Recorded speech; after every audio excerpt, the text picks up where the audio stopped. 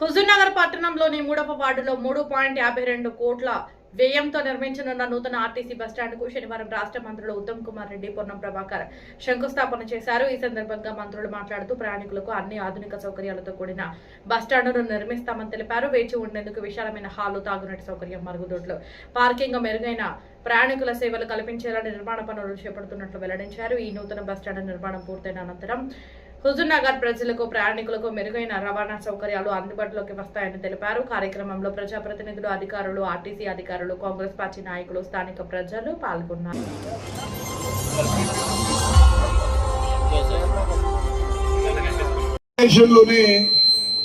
మొన్న parliament elections లో కాంగ్రెస్ పార్టీకి ఎక్కువ మెజారిటీ వచ్చిన అసెంబ్లీ స్థానం హుజూర్నగర్.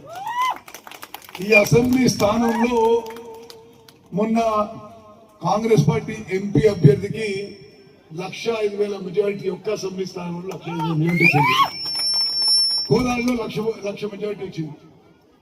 మరి ఇక్కడున్న నా కాంగ్రెస్ కార్యకర్తలందరికీ కూడా, నా కాంగ్రెస్ అన్నలు, తమ్ముళ్ళు, కుటుంబ సభ్యులకి మనస్ఫూర్తిగా నా ధన్యవాదాలు తెలియజేస్తూ, ఇది ఈరోజు నాకు చాలా ఆనందంగా ఉంది.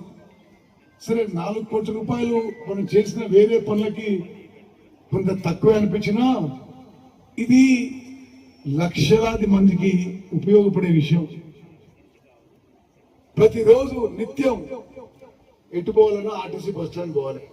ఈ ఆర్టీసీ బస్ స్టాండ్ ఆధునీకరణ చేసి మరి ప్రయాణికులకి మంచి ఆధునీకరమైన వసతులు కల్పించడం నాకు ఎంతో సంతోషం. మీ అందరి తరఫున పొన్నం ప్రభాకర్ గారికి, నాగిరెడ్డి గారికి, లోకల్ ఎమ్మెల్యేగా మనస్ఫూర్తిగా నా ధన్యవాదాలు తెలియజేస్తూ ముగిస్తున్నాను. జై హింద్, జై తెలంగాణ. ఇప్పుడు పొన్నం ప్రభాకర్ గారు మాట్లాడాలని కోరుతున్నాను. కోట్ల రూపాయలు మంజూరు చేసినందుకు పోరాటం చేసిన వ్యక్తి, ఈరోజు రాష్ట్ర ట్రాన్స్పోర్ట్ సెక్టర్, రవాణా శాఖలో విప్లవాత్మక మార్పులు తీసుకొచ్చి రాష్ట్ర వ్యాప్తంగా కోట్లాది అక్కలు, చెల్లెలకి ఉచిత ఆర్టీసీ బస్సు ప్రయాణం ప్రవేశపెట్టి, మరి ప్రియ మిత్రుడు ఈరోజు హుజూర్ నగర్ వచ్చిన గౌరవ మంత్రివర్యులు పొన్నం ప్రభాకర్ గారు, అదేవిధంగా హుజూర్ నగర్ వచ్చినందుకు మనస్ఫూర్తిగా నా అభినందనలు. ఈరోజు వారి ఆధ్వర్యంలో ఆర్టీసీ ఒక ఈ ప్రయాణం విషయంలో ఒక విప్లవాత్మక మార్పు తీసుకొచ్చింది. మన కాంగ్రెస్ ప్రభుత్వం వచ్చిన తర్వాత పునరుజ్జీవనం కలిగించి ఉద్యోగాలు కలిగించినటువంటి సంస్థ ఈరోజు. ఈ సంస్థ ముఖ్యంగా 3 ప్రధాన ఉద్దేశాలతో పనిచేస్తోంది. ఒకటి, ప్రధానంగా పేద ప్రజలకు గుండె లాంటి ఆర్టీసీ బస్సు గ్రామ గ్రామాన ప్రయాణికులకు సౌకర్యాలు కలిగజేయడం ఒకటైతే, ఈ ఆర్టీసీ సంస్థ 40,000 పైన ఉద్యోగులు ఉన్నటువంటి సంస్థ. ఆ కార్మికుల సంక్షేమం రెండవది. మూడో అంశంగా ఆర్టీసీకి సంబంధించిన ప్రయోజనం, సంస్థ యొక్క పురోగతి, ఇన్ఫ్రాస్ట్రక్చర్ పెంచుకోవడం.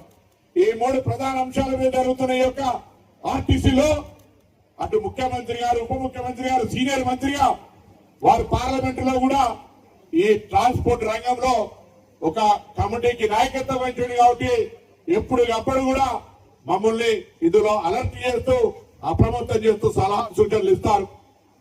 ఈ సందర్భంగా ఆర్టీసీ తరఫున అనేక పక్షాలు అనేక రిఫార్మ్స్ తీసుకొని ఈరోజు పారదర్శకంగా ఆర్టీసీలో ఉన్నటువంటి అనేక అంశాలను ముందుకు తీసుకుపోయే ప్రయత్నం చేస్తున్నాం. అంతేందుకు మీ అందరికీ తెలియదు కాదు, ఇలా గత తెలంగాణ ఏర్పడిన తర్వాత ఆర్టీసీ బాగైతుంది అనుకుంటే, ఆర్టీసీ సమ్మె చేస్తే పదుల సంఖ్యలో చనిపోతే కూడా ఎవరు పట్టించుకోనటువంటి పరిస్థితి. 53 రోజులు సమ్మె జరిగింది.